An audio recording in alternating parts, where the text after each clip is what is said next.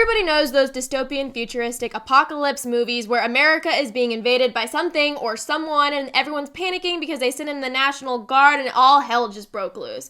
I don't know if 2020 through 2023 has proved anything, but every nightmare that has ever come out of Hollywood all seems to be coming true simultaneously one after another. Besides the pandemic that swept the entire world and all these trains mysteriously derailing and just diseases coming out of absolutely nowhere, now we have a complete invasion of our southern border that I believe is a planned attack on America, our sovereignty, and our people. For those of you who have been living under a rock or haven't been paying attention to the news, which I honestly can't blame you because conveniently no one's covering this at all, Title 42 officially ended about 3 days ago when we're filming this right now. Title 42 was implemented. It was a policy by Donald Trump to put restrictions on immigration because we were in a world pandemic, remember? We want to, protect our people from this awful, terrible disease. Anyway, we have a bumbling idiot as president right now, and he is basically letting it slip and expire, and everyone and everything is possibly taking advantage of this down at our border. We already had a mass immigration of people going on while Title 42 was in place, and now it's only up by, just millions upon millions of people invading our border. And I should preface this with, I am all for legal immigration considering my family is a product of it. But this is mass hysteria upon millions and millions and millions. This is illegal immigration at its worst. It is literally a war zone down there, to say the least. Look at El Paso, for instance. We're on the base of the river. This is an area where migrants were actually setting up tents and lighting fire pits because it had gotten so cold. The Texas National Guard as well as Texas DPS troopers have set up here. Over my right shoulder is El Paso. Over my left shoulder is Mexico. This is an area that a lot of migrants like to cross because the river is so low. That place doesn't look like America. It looks like a third world country over there. And the National Guard was supposedly sent down there. And, for a good while, us American patriots who live near the southern border thought, great, maybe they will actually finally take control of America again so we will stop being invaded. But no, they're busing them in and bringing them deep into the heart of Texas.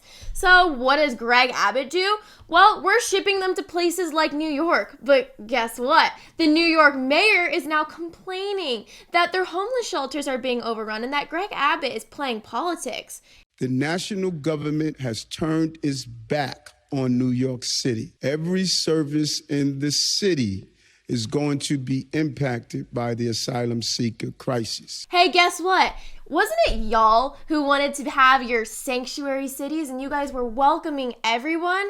Once upon a time, Ellis Island was the place where legal immigration happened, and it was a beautiful thing. But now you guys are being overrun and you're getting a taste of your own medicine, and you guys don't like it anymore, do you? And don't get me wrong, America is a very generous and very welcoming country. If I was a foreign national, I sure as heck would want to come here instead of being overseas in a third world country where me as a woman, I can legally be somebody else's property. America, as of 2015, has over 48.2 million immigrants who are in America right now. And we are first place to Russia in second with only 11.6. So it's not that we don't like them, but guess what? If you could do it the legal way, go to a legal point of entry and maybe go through the paperwork that you have to instead of rushing the border like a mob, attacking a foreign country and turning it into a war zone, personally, I think that would be great. One could argue that, they're seeking asylum. Isn't America supposed to be the land of the free?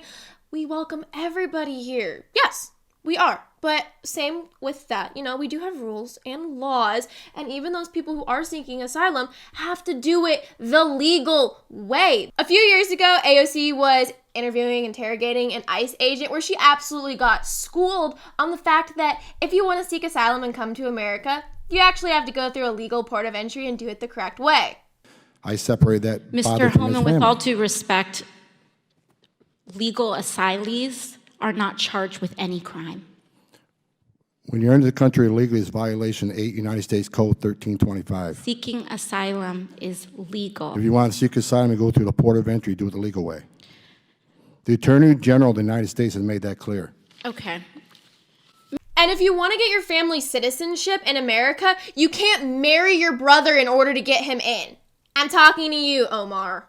And I guess kudos to the Biden administration for wanting to take in all of these asylum seekers and refugees and possible political prisoners in the first place. But the rule of thumb is when you're escaping a foreign country for whatever reason, you're supposed to go to your closest border, not trek all the way up through South America specifically to get to America. I don't know if everyone out there needs a geography lesson, but there are only 2 countries that border America, and one of them's Mexico and the other's Canada. So when someone is seeking asylum, it can be for a lot of different reasons. Their country is a war zone. Maybe they're escaping for political reasons or just flat out discrimination. They could argue it a lot of different ways. But I'm just gonna throw it out there that I don't really think that millions upon millions of people that are coming into our southern border every year these days can all be seeking asylum. Our media, all of them, left and right, are all doing a doggone awful job at talking about literally anything going on. They will literally make an excuse to talk about anything other than this invasion crisis at the border. And the few videos that they do show are little clips and videos of some women and children crossing, and they look like families, when that is the literal least thing that is happening at our southern border. It is predominantly men. Interestingly enough, to me at least, they all look like young, middle-aged-ish men who look like they could be all military age. I don't really ever see too many women or children, and the few that I do all end up getting abandoned at facilities mysteriously or completely disappear. It is not a stretch to say that the cartels officially have control over our border. Honestly, this is a complete and utter war zone, and it's horrendous and awful, and it seems like no one wants to talk about it, or if they do know about it, because, ignorance is bliss, they purposely go out of their way to suspiciously hide it in the first place. Where are all the feminist and Me Too people? We literally have children being smuggled through our southern border for sex trafficking, being literally raped right at our southern border. This is not a lie. This is not hearsay. This is not a conspiracy. This is happening right before us, and nobody cares.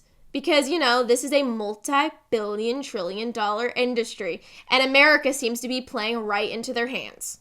And like any red-blooded American, I love going down that conspiracy theory rabbit hole, but just you wait, give it 6 months and it'll end up being true. We have seen over 900% increase in Chinese nationals immigrating through our southern Texas border. I'm in the Rio Grande Valley in South Texas, and in this sector alone, Border Patrol right now is apprehending Chinese nationals at record numbers. Now, compared to last year, they're already seeing a 900% spike in Chinese national apprehensions. The reason why that's so significant is because Chinese nationals are a valuable commodity to the cartels. They're willing to pay up to $35,000 to be smuggled into the U.S., and it's creating a unique challenge for U.S. Border Patrol. They're dealing with the uptick in Chinese nationals, especially in the Rio Grande Valley sector, which it's unusual. Before, we would never see this many Chinese nationals coming across this area here. The numbers back up Lieutenant Olivares. In the first 5 months of the 2023 fiscal year, there have been 4,366 encounters with Chinese nationals at the southwest border, with 1,368 in the month of February alone. Now, playing devil's advocate here, if I lived in China, in that absolute hellhole, pardon my French, I would absolutely 100% want to escape and seek asylum too. But all I'm gonna say is, how the heck did they get here? Did they swim across the Pacific Ocean? And why are they so well dressed? And another thing, where are the women and children? Why is it only middle-aged men who all look military-aged and very healthy? It's totally a conspiracy theory, and you can call me crazy if you want, but we are literally neck and neck with China, and it's just very suspicious right now that they're sending all of these military, suspiciously well-dressed men into America. Yeah, I'm gonna leave it there. This is totally hearsay, but give it 6 months. Considering that China owns 384,000 acres of quote-unquote agricultural land in America, ranches all across South Texas, ranches all across our northern Canadian border. You could very well put them there. I mean, I personally can attest to talking to realtor friends of ours who can say that all of the big land purchases that they have sold in the past couple of years have all been Chinese foreign nationals. I can tell you that my own family in Oklahoma can point out in their own place they live.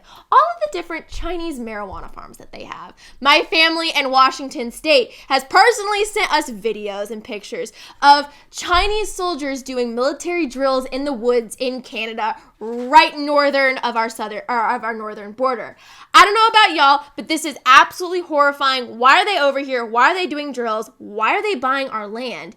And why are they here? And just so everyone remembers, this number, these are the only people who have been caught. How many have gotten past our border patrol? Because as we've been able to prove with our southern border, it's not very secure. Why should anybody care? Well, besides the fact that China, arguably right now, is one of the scariest, largest military forces on the planet right now, who isn't exactly doing all of the good humanitarian efforts, we probably should be a little bit nervous. And I mean, just look at our news articles that are coming up about, oh, get this. There have been some Afghan terrorists who are on terror watch lists caught at our southern border.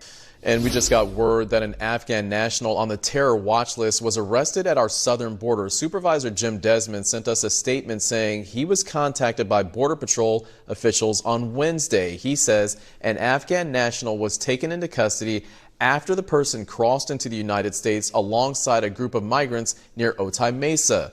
U.S. Representative Darrell Issa says he can confirm that is true. And those are just a few random ones that managed somehow to get caught amongst the hundreds of thousands crossing. How many got through that we didn't catch? And why are they coming here in the first place? I don't know about y'all if we learned anything from 9/11 or the war on terror, but terrorists usually don't come to America to do good things and shake hands and sing kumbaya. Usually they have something planned that ends with screaming Allah Akbar and a Fox News headline that ends up with, X amount of people dead and people absolutely losing their ever-loving minds because America is turning into a war zone. Now, I'm not saying that all these Chinese nationals who have been caught coming over are terrorists, except for the ones who actually are on terrorist watch lists. But it is just concerning. And I also will say, honestly, what's the difference between a terrorist causing issues and then somebody from another country who was sent to cause war in a place that they want to conquer? Aren't those a little bit subjective and changeable, given who writes the history? Isn't that what they always say? The history books are written by the victor.